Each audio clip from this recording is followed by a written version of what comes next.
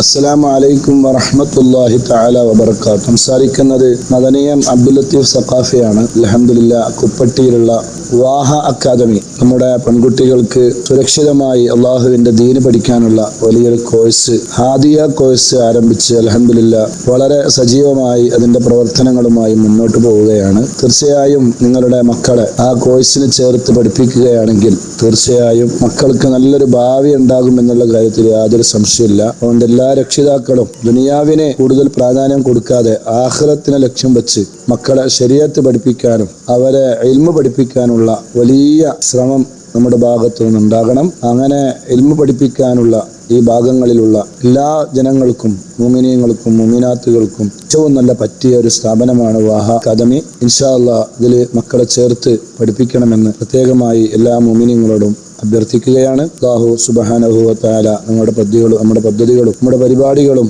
നമ്മുടെ എല്ലാ ദീനിന്റെ എല്ലാ ഖിദ്മത്തുകളും അല്ലാഹു ഖബൂൽ ചെയ്ത് ഇതെല്ലാം ആഖിറത്തിലേക്ക് ഉപകരിക്കുന്ന വലിയ അമലായിട്ട് അല്ലാഹു ഖബൂൽ ചെയ്യട്ടെ. അസ്സലാമു അലൈക്കും വറഹ്മത്തുള്ളാഹി വബറകാതുഹു.